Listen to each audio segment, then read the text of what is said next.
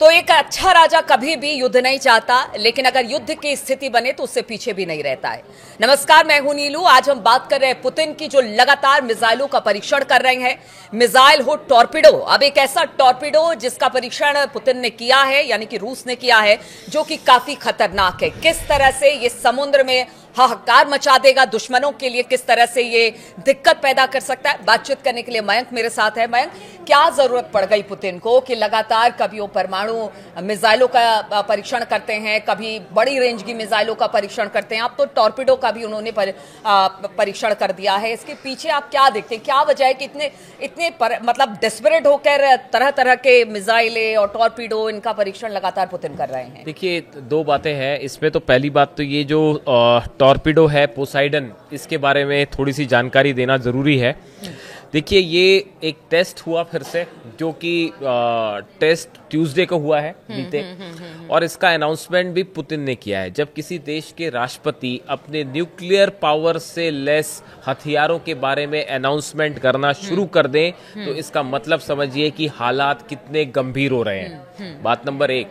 बात नंबर दो, आपको समझना होगा कि आज जिनपिंग और ट्रंप की मुलाकात हुई है। इस मुलाकात के ठीक पहले ट्रंप ने अपने रक्षा विभाग को आदेश दिया है कि आप भी परमाणु हथियारों का परीक्षण कीजिए और दुश्मन देश को जवाब दीजिए।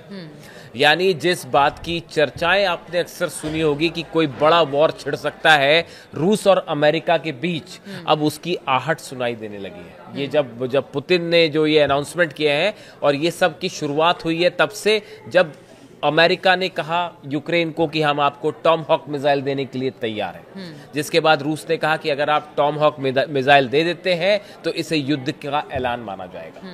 और अब तक यूक्रेन के साथ जो जंग हो रही थी वो चल रही थी। कई सारे देश इस तरह की बातें कर रहे थे, कई सारे लोग इस तरह की बातें कर रहे थे कि देखिए 3 साल से जंग चल रही है लेकिन रूस कुछ नहीं कर पाया।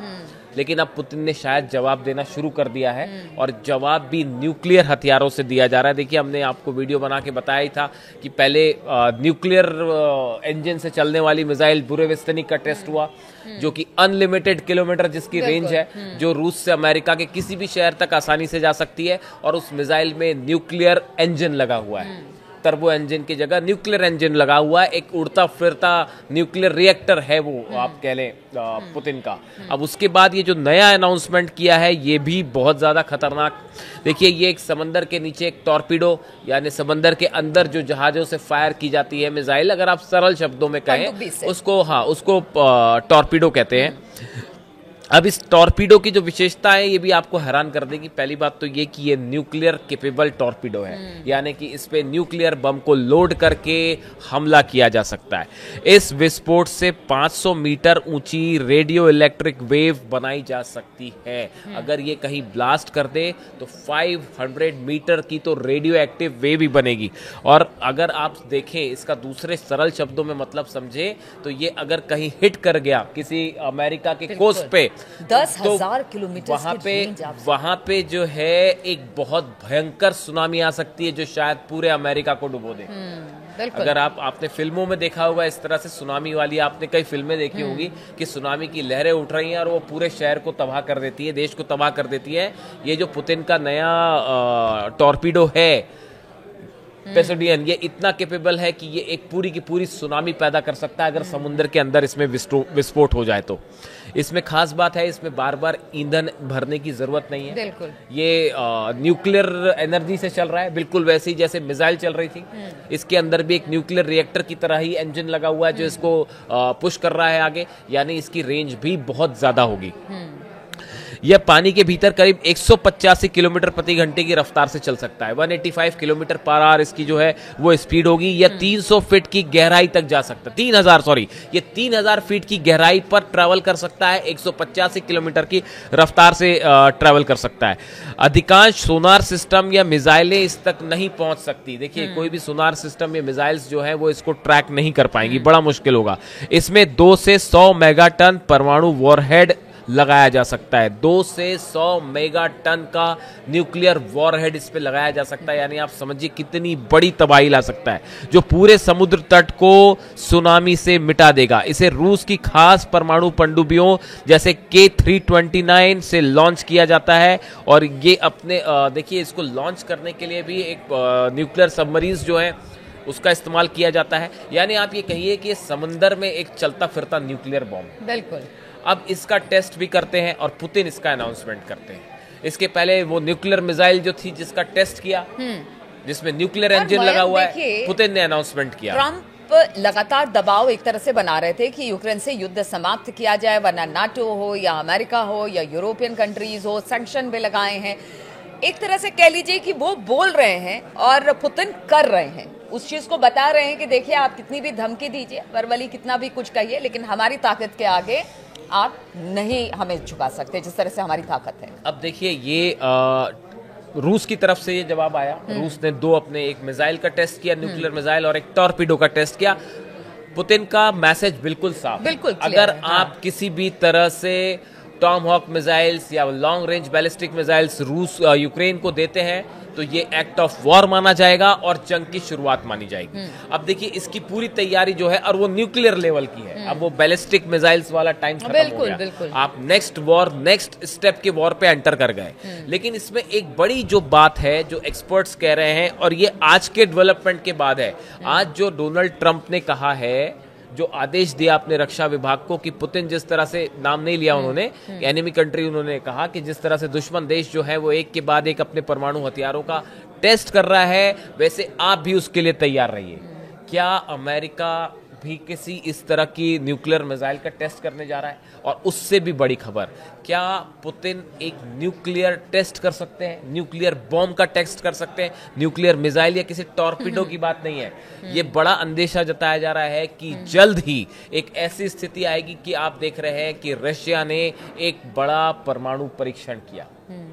अगर ऐसा होता है, इसका अगला कदम, जो अगला स्टेप है, देखिए हम ये नहीं कह रहे कि वहां पहुंच ही जाएंगे, लेकिन बड़े सारे एक्सपर्ट्स ये बता रहे हैं कि देखिए वॉर के अलग अलग लेवल्स होते हैं, और अब जो लेवल आके खड़ा हो गया है उसमें न्यूक्लियर मिसाइल्स, न्यूक्लियर टॉर्पीडो, इन सब के टेस्ट हो रहे हैं। और पिछले 5 दिन के अंदर 2 बड़े न्यूक्लियर पिछले अगर कुछ सालों में बात की जाए, 4-5 सालों में, तो इस तरह से न्यूक्लियर वेपन के टेस्ट बिल्कुल इतने फ्रिक्वेंटली नहीं हुए। अब देखिए अब इसका अगला कदम क्या है कि रूस जो है, पुतिन जो है वो न्यूक्लियर टेस्ट कर ले, और पुतिन के न्यूक्लियर टेस्ट करने का मतलब होगा, अगर रूस किसी तरह का परमाणु परीक्षण करता है, उसके बाद ईरान का न्यूक्लियर टेस्ट होना तय है, एकदम तय माना जा रहा है। अगर देखिए एक ही गुट के ये सारे देश माने जाते हैं जो अमेरिका से पिछले कई दिनों से त्रस्त हैं, एक तरह से बड़े सारे लोगों का ये भी मानना है कि ये जिस तरह से न्यूक्लियर वेपन्स को लेकर एक कंपटीशन छिड़ गया है, और ये जो एग्जीबिशन छिड़ गया है, अगर अमेरिका की तरफ से किसी तरह की कोई इंटरकॉन्टिनेंटल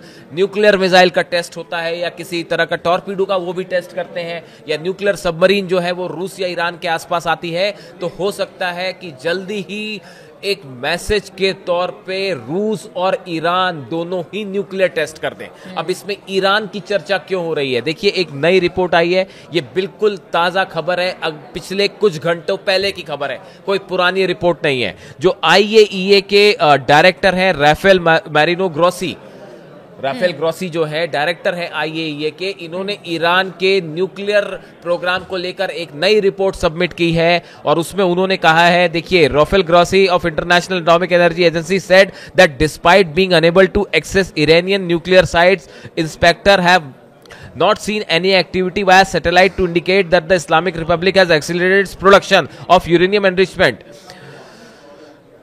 लेकिन उन्होंने ये कहा कि अभी जो है वो ये बात तो साबित नहीं हो पा रही है कि ईरान ने अपने जो न्यूक्लियर साइट्स हैं वहां पे किसी तरह का एनरिचमेंट शुरू किया है, लेकिन ईरान के कई सारे न्यूक्लियर प्रोग्राम्स के आसपास बड़ा मूवमेंट शुरू हो गया है। ये IAEA की रिपोर्ट कर रही है, राफेल ग्रोसी की रिपोर्ट कर रही है कि ईरान की जो न्यूक्लियर इंस्टॉलेशंस हैं, जो न्यूक्लियर साइट्स हैं, उसके आसपास बड़ी मूवमेंट्स हो रही हैं। तो क्या इसका मतलब ये माना जाए कि ईरान भी उस कदम पे एकदम पहुंच चुका है जहां से न्यूक्लियर टेस्ट हो सकता है? ये जो अमेरिका और रूस के बीच जो हालात हैं, जो अब एक न्यूक्लियर वॉर हेड की रेस तो ऑलरेडी शुरू हो गई है। देखिए, मिसाइल का टेस्ट होना, उसके बाद टॉर्पीडो का टेस्ट होना, अब अगला कदम यही बचता है कि रूस एक एटॉमिक धमाका कर दे, संदेश देने के लिए कि बस बात बहुत खत्म हुई, बात बहुत हुआ, बस करिए। अगर ऐसा कुछ होता है, यूक्रेन युद्ध को भी रूस हमेशा यही कहता रहा कि देखिए, अब यूक्रेन पर कब्जा करना चाहता है रूस, और इसी वजह से उसका कहना है कि वो इतने लंबे समय तक इस युद्ध को खींचता रहा कि किसी तरह से यूक्रेन सरेंडर कर दे। लेकिन ऐसा नहीं हो, वो चाहता तो कल के कल, जैसे जो एक्सपर्ट भी कहते हैं कि रूस के पास इतने वेपन है, इतनी सारी चीजें, वो चाहता तो कल के कल यूक्रेन को खत्म कर सकता था। देखिए, ये सारी चीजें भी इसीलिए बड़े सारे एक्सपर्ट कह रहे हैं कि जो 12 दिन की जंग हुई, ईरान पे जो हमला किया गया, इसने सब कुछ बदल के रख दिया। देखिए, ईरान पे हमला होने के बाद ईरान ने जिस तरह से पलटवार किया इजराइल पर भी और अमेरिका पर भी, उसने ये सिर्फ युद्ध नहीं था, ये सिर्फ जंग नहीं था। ईरान ने सिर्फ हमला ही का जवाब नहीं दिया, उसने एक बड़ा मैसेज दिया। उसने अमेरिका को चैलेंज किया सीधा कि आप कितने पावरफुल क्यों ना हो, लेकिन हम आपसे कम नहीं है, हम आपको मुंह तोड़ जवाब देंगे। उसने इजराइल को जवाब दिया कि तुम्हारे पास कितने फाइटर जेट्स हो, कुछ हो, बट हम मिसाइलों से तुमको मुंह तोड़ जवाब दे सकते हैं। ये ईरान ने जो एक परसेप्शन था कि अमेरिकन हेजेमनी है या जो शक्तिशाली देश है, उसको खत्म करने के लिए एक सीधा संदेश दे दिया। हमने देखिए पहले भी अपने वीडियोस में बताया था कि जिसके बाद रूस को यह मैसेज गया, चीन को मैसेज गया, नॉर्थ कोरिया समेत पूरी दुनिया को मैसेज गया कि जब एक अकेला देश ईरान इतने बड़े देशों के साथ अकेला लड़ सकता है, तो बाकी के देश तो एकजुट होकर लड़ ही सकते हैं। और इसके बाद से ये जो वॉरहेड, ये जो युद्ध वाली कहानी है, ये पलट गई। अब देखिए, एक के बाद एक रूस धड़ाधड़ टेस्ट कर रहा है। उधर बताया क्या जा रहा है, 2 क्रूज मिसाइल का नॉर्थ कोरिया ने भी टेस्ट कर दिया, वो भी तब जब डोनाल्ड ट्रंप आसियान के लिए वहीं पे मौजूद है, बगल में मौजूद है, और नॉर्थ कोरिया ने मिसाइल टेस्ट कर दी। बिल्कुल, हालात कुल मिला के देखिए, बात यह है कि अगले चंद दिनों के अंदर या अगले महीनों के कुछ महीनों के अंदर अगर ये वॉर रेस, देखिए ये तो तय है कि पुतिन के इस 2 टेस्ट के बाद अमेरिका जरूर कुछ ना कुछ बड़ा टेस्ट करेगा। आप इस बात को लिख लीजिए, आप इस बात को लिख लीजिए कि टॉर्पीडो टेस्ट हुआ और न्यूक्लियर टेस्ट, मिसाइल टेस्ट जो हुआ पुतिन का, उसके बाद अब अगले कुछ घंटों में, कुछ दिनों के अंदर अमेरिका की तरफ से आपको बड़ी खबर आएगी कि कोई बड़ी मिसाइल या न्यूक्लियर वॉरहेड का टेस्ट। चलिए, तो जिस तरह के हालात बन रहे हैं और लगातार रूस ने जिस तरह से न्यूक्लियर वेपन्स का परीक्षण किया है, उसके बाद अमेरिका क्या करेगा, सबकी निगाहें इसी ओर है। और देखिए, चारों तरफ यही कहा जा रहा है कि दो खेमों में जो वर्ल्ड है वो बढ़ता हुआ दिखाई दे रहा है। उनकी तरफ से भी बहुत सारी हलचलें हर देश से खबर आ रही है। अब ये हलचल किस तरह से आगे बढ़ती है, किस तरह से हालात बनते हैं, क्या युद्ध जैसी स्थिति है, क्या वर्ल्ड वॉर, एक और वर्ल्ड वॉर की तैयारी में इस वक्त दुनिया खड़ी है उसके मुहाने पर, ये सारी बातें हैं जिस पर लगातार हमारी नजर बनी रहेगी। आप बने रहिए हमारे साथ।